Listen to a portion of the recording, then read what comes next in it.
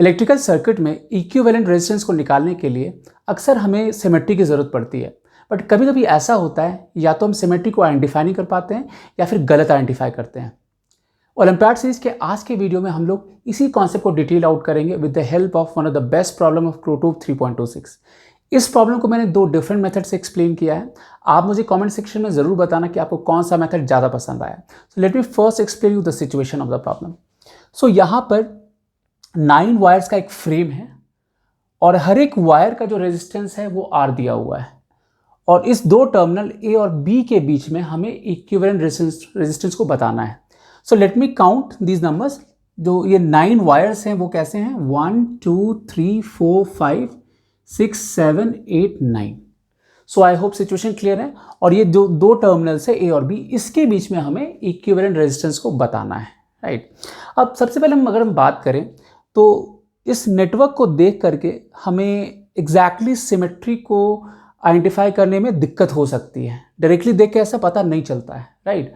और यहाँ पर एक और रीज़न इसका ये भी है कि आप देख सकते हो कि A और B जो है वो अलग अलग लेवल पे है। मतलब अगर ये सेम लेवल पे होता, A और B अगर सेम हॉरिजॉन्टल लेवल पे होता तो शायद हमें सिमेट्री को आइडेंटिफाई करने में आसानी होती। सो हम लोग ऐसा तो कर सकते हैं कि इसको रीड्रॉ कर लें, राइट, ताकि A और B सेम लेवल पे आ जाए। उसके बाद देखते हैं कि क्या होता है, राइट। सो आप ठीक से क्लोजली इंस्पेक्ट करोगे तो ये जो आप ट्रायंगल देख रहे हो, ये ट्रायंगल इस डायग्राम में ये हो जाएगा, राइट, ACD, ठीक है। ये जो आप इस टाइप का रेक्टेंगल देख रहे हो, इस डायग्राम में ये रेक्टेंगल CEFDC ये हो गया, राइट। और ये जो वायर आप यहाँ देख रहे हो, ये वायर इस डायग्राम में ये हो गया, राइट। और ये जो ट्रायंगल आप देख रहे हो यहाँ पर, ये वाला, ये ट्रायंगल ये हो गया, राइट। तो अब क्या हुआ कि A और B सेम लेवल पे आ गए, राइट। ये A और B सेम लेवल पे आ गए। तो थोड़ा सा इससे क्या होता है ना कि सिमेट्री को समझने में आसानी होती है। जैसे हमें ऑलरेडी पता है, जैसे हमारे एक होता है parallel line of symmetry. So parallel line of symmetry जो होता है, ये जो AB टर्मिनल्स पॉइंट्स है उसके पैरेलल होता है। तो आप ठीक से देखो, अगर यहाँ पर हम पैरेलल लाइन ऑफ सिमेट्री देखें तो इस लाइन के ऊपर का जो नेटवर्क है और इस लाइन के जो नीचे का नेटवर्क है वो सिमेट्रिकल नहीं है, राइट। अगर ये वायर अगर नहीं होता तो हम ऐसा कह सकते थे कि दोनों जो है वो सिमेट्रिकल इस लाइन के अबाउट, इस वायर के होने की वजह से ऑफ कोर्स ये वाला पार्ट और ये वाला पार्ट जो है वो सिमिलर नहीं है, तो इसके पास पैरेलल लाइन ऑफ सिमेट्री नहीं है। अब लोग अगेन बात करते हैं perpendicular line of symmetry. So perpendicular line of symmetry इसके अबाउट होगा, राइट, इसके अबाउट होगा। तो आप अगेन देखो इसके अबाउट भी, तो अगर ये वायर नहीं होता तो फिर इसके अबाउट लेफ्ट हैंड साइड और राइट हैंड साइड में सिमेट्री होती, बट यहाँ पर वो भी नहीं है, राइट। सो फिर इसके पास कौन सी सिमेट्री है? तो अब यहाँ पर आपको क्लोजली इंस्पेक्ट करना पड़ेगा डेफिनेटली, क्योंकि अगर आपको इक्विवेलेंट रेजिस्टेंस बताना है तो ऑफ कोर्स इसको आप डायरेक्टली सीरीज पैरेलल के कॉम्बिनेशन से आप नहीं बता सकते हो। यहाँ पर थोड़ा सिमेट्री देखना पड़ेगा, फिर जो किरचॉफ्स लॉ है इन सबके एप्लीकेशन से होगा, और उसके लिए हमें करंट का डिस्ट्रीब्यूशन यहाँ पे पता होना चाहिए, और करंट का डिस्ट्रीब्यूशन जो है वो सिमेट्री से आएगा, ठीक है। सो अगर आप क्लोजली इंस्पेक्ट करो तो आप देखोगे कि ये जो हमारा ये जो रेक्टेंगल है, इसके अगर सेंटर से आप ऑब्जर्व करो, सेंटर से, राइट, तो आप देख सकते हो कि ये जो AC लाइन आप देख रहे हो ये किसके पैरेलल हो जाएगा? ये FB के पैरेलल हो जाएगा, राइट। अगेन ये जो AD लाइन है वो EB के पैरेलल होगा, जो C लाइन है वो DF के पैरेलल हो जाएगा, जो CD लाइन है वो EF के पैरेलल हो जाएगा। तो इस पॉइंट के रेस्पेक्ट में हम कह सकते हैं ये सर्किट सिमेट्रिक है, राइट। अब हमारे लिए करंट डिस्ट्रीब्यूशन आसान है। ठीक से देखो तो यहाँ अगर I1 होगा तो सिमेट्री से यहाँ भी I1 होगा, यहाँ I2 होगा तो यहाँ भी I2 होगा, यहाँ I3 होगा तो यहाँ भी I3 होगा, यहाँ I5 है तो यहाँ भी I5 होगा। और ये जो चीज़ है ये दोनों ही सेक्शन में अगर बात करें, इधर वाले सेक्शन में उधर वाले सेक्शन में बात करें तो सेम है, तो इसमें I4 होगा, ठीक है। सो सबसे पहले तो ये समझना था कि यहाँ पर जो सिमेट्री का नेचर है वो किस टाइप का है, और उसके हिसाब से हमें करंट को डिस्ट्रीब्यूट कर लेना है, ठीक है। सो हम लोग अब डिस्कस करते हैं मेथड 1 को, ठीक है। सो मेथड 1 में ऑफ कोर्स जैसे हम लोग क्या करेंगे, मेथड 1 की हम बात करें। सो मेथड 1 में सबसे पहले अगर हम देखें तो A पे हम लोग क्या लिखेंगे, जैसे यहाँ पर हमने माना है कि AB टर्मिनल के बीच में हमने एक पोटेंशियल डिफरेंस V अप्लाई किया है सेल के थ्रू, ठीक है। तो यहाँ से करंट I फ्लो हो रहा है, वो करंट भी यहाँ पे स्प्लिट हो जा रहा है, ठीक है। सो अगर हम A पे बोले तो किरचॉफ्स जो जंक्शन लॉ होता है उससे हम क्या बोलेंगे कि जो I1 होगा वो सॉरी ये जो I होगा वो किस में स्प्लिट हो जाएगा, वो होगा I1 प्लस I2 में स्प्लिट हो जाएगा, ठीक है। अब अगर हम C पे बात करें तो C पे क्या होगा, आप C पे देखो ठीक से, तो जो I1 होगा वो होगा I3 प्लस I5 में स्प्लिट होगा, ठीक है। तो हमने यहाँ पे जंक्शन लॉ लगाया।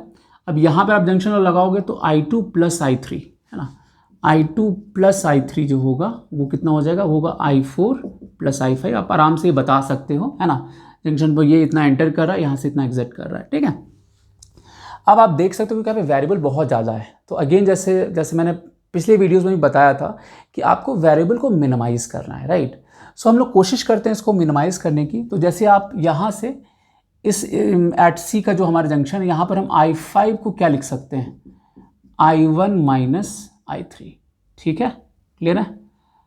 और यहाँ से आप देखो, सो I2 प्लस I3 मेरा I4 और I5 का जो वैल्यू यहाँ से आया I1 माइनस I3, इसको यहाँ लिख लेते हैं, ठीक है। हमें वेरिएबल को मिनिमाइज़ करना है हर हालत में। तो I4 का वैल्यू आप देखोगे तो ये हो जाएगा I2, इसको इधर ले आओ तो 2I3 है ना, माइनस I1 हो जाएगा, ठीक है। सो लेट्स से आप इसको 1 कह सकते हो, इसको आप 2 कह लो है ना, इसको आप 3 कह लो, ठीक है। तो ये तो हमने A C D पे लगा दिया। बाकी आप देखो, बाकी सारे पॉइंट सिमिलर है, राइट। ये पॉइंट ये सब क्या है, हमारा सिमिलर है इस पॉइंट्स के, ठीक है। तो अलग यूनिक पॉइंट्स नहीं है, तो इस पर हमने पहले कैलकुलेट कर लिया। अब अगेन क्योंकि वेरिएबल ज़्यादा है तो अब हमें सोचना होगा वोल्टेज लॉ के बारे में, राइट। सो ऑफ कोर्स हम लोग पहले ये लूप को पिक करते हैं, ये जो ACDA लूप है इसको पिक करते हैं, ठीक है। सो इन लूप अगर हम बात करें, इन लूप ACDA इस लूप में बात करें तो लेट्स हम A से मूव करते हैं, इस सेंस में मूव करते हैं, क्लॉकवाइज सेंस में मूव करते हैं। तो हम क्या लिखेंगे कि VA है ना, यहाँ पे ड्रॉप होगा, हर एक का वायर का रेजिस्टेंस यहाँ पे R दिया हुआ है, so minus I1 into R हो जाएगा, है ना। फिर यहाँ पे अगेन ड्रॉप होगा, माइनस I3 इंटू R हो जाएगा, है ना। फिर यहाँ जब आप मूव करोगे तो यहाँ ऐड होगा, क्योंकि आप करंट के ऑपोजिट डायरेक्शन में मूव करो। ये हायर पोटेंशियल पे होता है, लोअर पोटेंशियल पे होता है। जब ऑपोजिट डायरेक्शन मूव करोगे तो ऐड होगा यहाँ पोटेंशियल।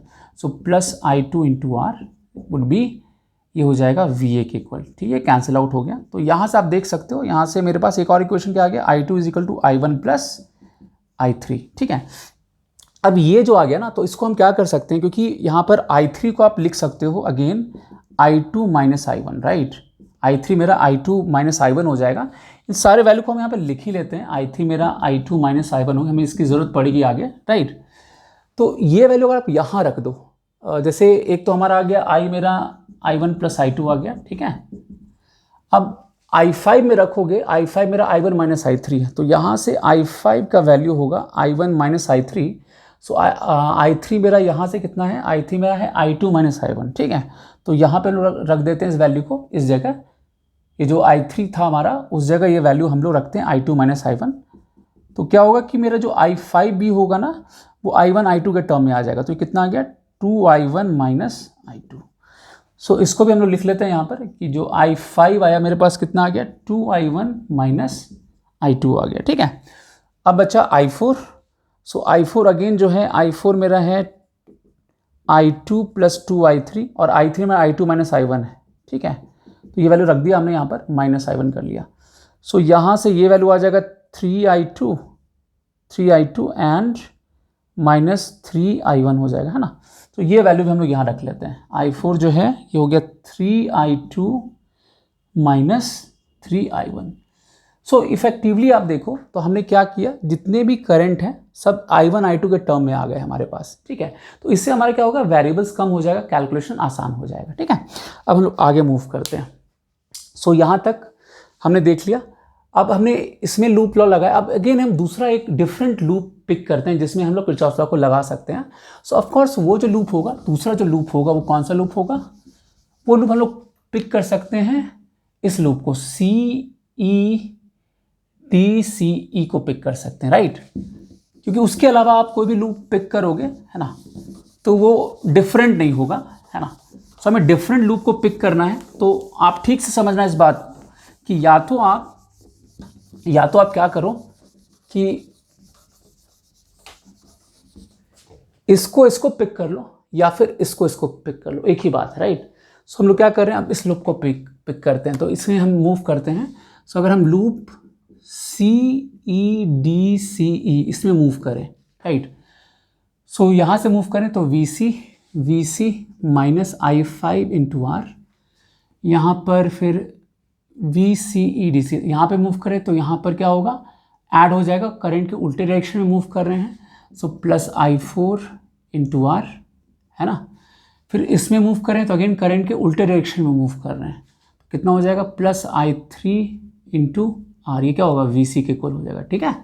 सो ऐसे मूव किया हमने, इधर ड्रॉप आएगा, फिर यहाँ पर ऐड हो जाएगा करंट के ऑपोजिट डायरेक्शन, यहाँ भी करंट के ऑपोजिट डायरेक्शन मूव कर, यहाँ भी ऐड हो जाएगा और यहाँ पे पहुँच गए। तो यहाँ से आप देख सकते हो कि जो I5 का वैल्यू होगा वो I3 प्लस I4 आ गया, राइट।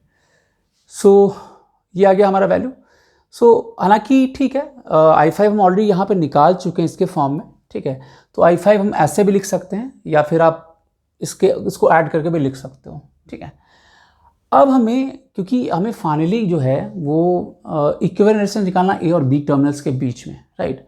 सो हम लोग क्या करें, एक लूप हम लोग ये पिक करते हैं जिसमें ये वोल्टेज हो, क्योंकि आप देखो ठीक से, अगर मेरे को RAB निकालना है तो हमें क्या करना पड़ेगा, हमें V/I करना पड़ेगा, राइट। ये V और ये जो टोटल करंट यहाँ से फ्लो हो रहा है, सो ऑफकोर्स हमें V को इन्वॉल्व करना पड़ेगा, और V को इन्वॉल्व करने के लिए हमें इस बात को फॉलो करना पड़ेगा। मतलब हम लोग ऐसा करते हैं, ये जो B कह लो, ये ACEB इस लूप को फॉलो करते हैं, तो इसमें ये मेरा पोटेंशियल डिफरेंस भी आ जाएगा। तो इस लूप को पिक करें हम, तो ये हो जाएगा ACEBA, राइट। सो इसमें हम लोग A से स्टार्ट करते हैं, तो VA ये हो जाएगा माइनस I1 इंटू R, फिर हो जाएगा माइनस I5 इंटू R, है ना, माइनस I2 इंटू R, और यहाँ पर आप मूव कर रहे हो राइट से लेफ्ट मूव कर, तो ऐड होगा यहाँ पे plus V is equal to V हो जाएगा, ये कैंसिल आउट हो गया। सो यहाँ से V का वैल्यू आएगा I1 plus I5 plus I2 into R, और I5 को हम ऑलरेडी यहाँ पे निकाल चुके हैं, कितना, I5 मेरे पास कितना आ गया। अच्छा, यहाँ से जो I5 का मेरे पास वैल्यू आया है, अगर हम ये वैल्यू रखें यहाँ पर, देखो आप ठीक से, तो अगर हम I3 का वैल्यू जैसे यहाँ से कितना आया मेरे पास, I2 माइनस I1 आ गया, और I4 का वैल्यू यहाँ पे रख ही देते हैं, तो I4 का आएगा 3I2 minus 3I1, 3I2 minus 3I1। इसको जब आप निकालोगे तो ये टोटल वैल्यू आ जाएगा 4I2, और ये कितना आ जाएगा, माइनस 4I1, राइट। यस, ये आ जाएगा, हाँ, 4I1 आ जाएगा, ठीक है। तो एक वैल्यू मेरा यहाँ से आया 2I1 माइनस I2, एक वैल्यू यहाँ से आएगा 4I2 माइनस 4I1, ठीक है। इस दोनों ही वैल्यू को हम इक्वेट कर देते हैं, तो इससे मेरे पास कुछ रिजल्ट आ जाएगा I1 I2 के बीच का। तो यहाँ पे अगर रखें वैल्यू, तो 4I2 minus 4I1 will be equal to 2I1 minus I2। तो अब देखो ठीक से, तो 5I2 इधर आ गया और 6I1 इधर आ गया, तो हमें क्या बेनिफिट हो गया, मेरे पास I2 जो है I1 के टर्म में आ गया, I2 मेरा 6I1/5 आ गया, ठीक है। अब ये सारा वैल्यू हम क्या करते हैं, अब मेरा I2 ये आ गया, और I5 हमें ऑलरेडी पता है 2I1 माइनस I2 के टर्म में, तो ये वैल्यू यहाँ रख देते हैं, ठीक है। सो हमें वेरिएबल को मिनिमाइज़ करना है, तो इसके लिए हमें इस मेथड को फॉलो करना पड़ेगा। I5 का वैल्यू यहाँ पे 2I1 माइनस I2 है, राइट, ये I2 हो गया, इंटू R कर लो आप, ठीक है। सो ये वैल्यू कितना आ जाएगा, ये cancel out 3I1 into R आ गया, राइट। सो आप देख सकते हो यहाँ से I1 का वैल्यू V/3R आ गया। अब हमें I1 पता है तो I2 भी पता है। अब I2 कितना हो जाए, ये वैल्यू रख दो यहाँ पे, 6I1/5 है, नहीं तो ये वैल्यू रख दोगे यहाँ पे, तो 6/5, और I1 का वैल्यू V/3R है, तो ये आ जाएगा 2V/5। तो हमें I1 I2 दोनों पता चल गया। अब क्योंकि फाइनली हमें R इक्विवेलेंट चाहिए, तो हम आसानी से बता सकते हैं, राइट। तो R इक्विवेलेंट जो हो जाएगा यहाँ से कितना हो जाएगा, तो R इक्विवेलेंट का वैल्यू अब हम आसानी से वैल्यू रख करके निकाल सकते हैं। सो कितना हो जाएगा वैल्यू, सो यहाँ पर जो RAB होगा बाय डेफिनेशन मेरा कितना होगा, ये V/I था, और I मेरा ऑफकोर्स यहाँ पे I1 प्लस I2 है, तो V/I1 प्लस I2 यहाँ पे रख लो, राइट। सो V/I1 का जो वैल्यू है मेरे पास V/3R है, और I2 का जो वैल्यू है वो है 2V/5। 2V/5 R यहाँ छूट गया, नहीं 5R हो जाएगा, तो इसको आप ऊपर ले, V कैंसिल आउट हो जाएगा, इसको ऊपर ले जाओगे तो ये 15R, और ये 5 + 2 ये 6, 50R/11 आ जाएगा, ठीक है। सो इक्विवेलेंट रेजिस्टेंस का वैल्यू आ गया 15R/11। ये हमने मेथड 1 को यूज़ किया है। अब हम लोग मूव करते हैं मेथड 2 की तरफ। मेथड 2 में जो अप्रोच है वो थोड़ा इससे डिफरेंट है। हालांकि वहाँ भी हमने सिमेट्री को यूज़ किया है करंट डिस्ट्रीब्यूशन के लिए, क्योंकि सिमेट्री वाला जो पार्ट है वो तो सेम रहेगा, ठीक है। लेकिन जो पोटेंशियल डिफरेंस है उसको हमने एक अलग तरीके से डिफाइन किया है यहाँ पर, राइट। आप देखोगे तो थोड़ा सा अप्रोच डिफरेंट है, और मे बी आपको जो सेकंड मेथड है वो ज़्यादा आसान भी लगे, ठीक है। सो हम लोग सेकंड मेथड की बात करते हैं, ठीक है। तो सिमेट्री के हिसाब से जो करंट डिस्ट्रीब्यूशन है वो तो हमें करना ही पड़ेगा, जैसे हमने पिछले वाले मेथड में किया है, पर उसके बाद का जो तरीका है वो थोड़ा सा डिफरेंट है। अब यहाँ पर थोड़ा सा पोटेंशियल डिफरेंस को समझते हैं, क्योंकि हमें जो मतलब होता है सेल के क्रॉस पोटेंशियल डिफरेंस से मतलब होता है। सो जैसे यहाँ पर जो पोटेंशियल डिफरेंस है वो V है, राइट। हम इस चीज़ को ऐसा भी तो लिख सकते हैं कि यहाँ का पोटेंशियल प्लस V/2 हो और यहाँ का पोटेंशियल माइनस V/2, राइट। ऐसा हम लिख सकते हैं ना, ठीक है, क्योंकि आप इसका जो डिफरेंस देखो वो V ही आ रहा है। लेकिन हमें यहाँ पे क्या होगा, सिमेट्री का एडवांटेज मिल जाएगा यहाँ पर, ठीक है। सो हम लोग इस तरीके से इसको लिख सकते हैं सच दैट कि जो पोटेंशियल डिफरेंस वो V ही हो गया, राइट। सो अब A का देखोगे पोटेंशियल, तो ये कितना होगा, प्लस V/2, राइट। और लेट्स से कि यहाँ ये ड्रॉप होकर के पोटेंशियल जो है V1 हो जाता है, यहाँ ये ड्रॉप होकर V2 हो जाता है, और सिमेट्री से आप आओगे तो इधर माइनस V/2 है, तो अगेन ये मेरा माइनस V/2 पे हो जाएगा, राइट। और अगेन यहाँ पर देखो ठीक से, तो ये यहाँ V1 था, तो इसके ऑपोजिट जो पॉइंट है मेरा F है, राइट। सो यहाँ का आप लोगे माइनस V1, आया समझ में। और जैसे यहाँ का V2 था, इसके ऑपोजिट E है, तो यहाँ का लोगे माइनस V2। ये ध्यान रखना है, क्योंकि हम सिमेट्री को यूज़ करते हुए इसको यूज़ कर रहे हैं, राइट। अब जैसे हम A पे बात करते हैं, तो A पे हम लोग क्या लिखेंगे, A पे क्या हो जाएगा, जो I हो रहा है वो I1 प्लस I2 में आ रहा है। अब I को क्या लिख सकते हो, जो पोटेंशियल डिफरेंस V है, सो V डिवाइड बाय जो R इक्विवेलेंट, जो RAB हमें निकालना है। I1 को आप क्या लिखोगे, हमें यहाँ का पोटेंशियल पता है, यहाँ का पोटेंशियल पता है, करंट इधर फ्लो हो रहा है, तो हम लोग क्या लिख सकते हैं, V/2 minus V1 by R। और इसके लिए आप क्या लिखोगे, V/2 minus V2 by R। So effectively आप देखो तो ये वैल्यू कितना आ जाएगा, ये आ गया V/RAB, ये आ गया हमारे, इसको आप ऐड करोगे तो V minus V1 minus V2 by R हो जाएगा। इसको हम इक्वेशन नंबर 1 बोलते हैं, ठीक है। अब हम लोग बात करते हैं C जंक्शन पे, ठीक है। तो C पे आप क्या बोलोगे, एट C क्या बोलोगे, यहाँ पर मेरा ऑफकोर्स I1 जो है वो कहाँ पे स्प्लिट हो रहा है, I3 प्लस I5 में स्प्लिट हो रहा है, राइट। I1 को क्या लिखोगे, अगेन आप क्या लिखोगे, V/2 minus V1, V/2 minus V1 by R। I3 को आप क्या लिखोगे, I3 को आप लिखोगे I3 ये था ना, तो ये V1 माइनस V2 है ना, तो ये हो जाएगा V1 minus V2 by R। I5 को क्या लिखोगे, तो V1 minus of minus V2, right. तो ये सब थोड़ा सा ध्यान से लिखना है, बाय R लिखोगे तो ये सब कैंसिल आउट हो गया। तो देखो आप ठीक से, सो V/2 माइनस V1 और यहाँ पर V1 प्लस V2 हो तो ये कैंसिल आउट हो जाएगा, तो इफेक्टिवली ये 2V1 हो गया। तो आप देखो ठीक से, सो यहाँ पर V1 जो होगा वो ये हो जाएगा V/6, नहीं ये आगे जाएगा तो 3V1 हो गया, सो V1 आप V/6 लिख सकते हो। अब अगेन आप एट, है ना, D पे लिखो, तो इसको हम यहाँ लिख लेते हैं, तो V1 का वैल्यू मेरे पास V/6 आ गया, ठीक है। यहाँ पे इसको अलग से लिख लेते हैं। अब D पे आप लिखोगे, इस जंक्शन पे लिखोगे तो क्या लिखोगे कि I2 plus I3 will be equal to I4 plus I5।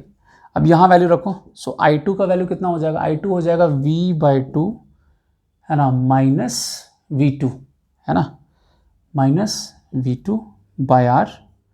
I3 को क्या लिखोगे, I3 हो जाएगा आपका V1 minus V2 by R, ठीक है। I4 को क्या लिखोगे, I4 होगा V2 minus of minus V2, so V2 of minus V2 by R।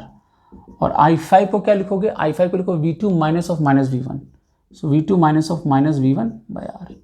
So ये सब कैंसिल आउट हो गया यहाँ भी। सो इसको आप रीअरेंज करोगे तो देखो ठीक से, तो V/2 minus V2 plus V1 minus V2 right side में, है ना, राइट साइड में आप लिखोगे तो कितना हो जाएगा, 2V2 plus V2 plus V1, है ना। तो यहाँ से आप देख सकते हो कि जैसे यहाँ पर V1 ये कैंसिल आउट हो गया एक, और ये 2v2 उधर जाएगा तो 4v2 प्लस v2 5v2 हो जाएगा, राइट। सो आप यहाँ से निकालोगे तो v2 का वैल्यू आ जाएगा आपके पास v/10 आ जाएगा, ठीक है। आराम से आप ये बता सकते हो, उधर 5v2 आ जाएगा, इधर आके v/10 बना देगा, तो v2 भी मेरे पास है क्या v/10। अब तो हम आसानी से बता सकते हैं कि इक्विवेलेंट रेजिस्टेंस का वैल्यू कितना होगा, राइट। तो हमें क्या करना है, यहाँ ये जो v1 v2 का वैल्यू है जो v के टर्म में आया, ये वैल्यू यहाँ पे रख देना है, राइट। और हमारे पास आंसर आसानी से आ जाएगा। सो डेफिनेटली आप यहाँ पे रख सकते हो इसके वैल्यू को, तो इसके वैल्यू को यहाँ पे रखें। सो आप देख सकते हो कि जो RAB का वैल्यू होगा कितना हो जाएगा, होगा VR/V minus V1 minus V2, right. So VR हो गया, अब ये सारा वैल्यू रख दो यहाँ पर, तो V1 मेरा V/6 है, ये V/10 है, राइट। सो आप इसको आराम से जब निकालोगे तो ये आ जाएगा, आप देख सकते हो कि VR divide by V minus, इसका निकालोगे तो ये 10V, ये आ जाएगा 10V माइनस 6V, है ना। एक्चुअली इसका एलसीएम 30 आ गया, तो 5 करोगे और यहाँ पे थे तो 8V/30 आ जाएगा, ठीक है। सो V कैंसिल आउट हो गया, सो और R यहाँ पर, तो ये ऊपर जाएगा तो 30R/22, राइट। सो 15R/11 आ गया, ठीक है। तो आसानी से आप कैलकुलेशन से इसको निकाल सकते हो, ठीक है। सो आप ठीक से देखो तो दोनों ही मेथड में हम लोगों ने सिमेट्री को यूज़ किया है ना। तो सबसे पहला तो पॉइंट ये है कि हमें सिमेट्री को समझना था, ठीक है। उसके बाद पहले मेथड में हम लोगों ने जो किरचॉफ्स जंक्शन लॉ है और किरचॉफ्स लूप लॉ है, दोनों को ही हमने यूज़ किया है। जबकि दूसरे मेथड में हमने पोटेंशियल डिफरेंस को थोड़ा अलग तरीके से अप्रोच किया है। तो उससे क्या हुआ, उससे हमने सिमेट्री को यूज़ करते हुए सारे पॉइंट का पोटेंशियल को लिखा उसके हिसाब से और फिर इक्विवेलेंट रेजिस्टेंस को कैलकुलेट किया accordingly. Interesting. So that's all for this video. Next video में फिर मिलेंगे नए कॉन्सेप्ट के साथ। Till then take care, good bye.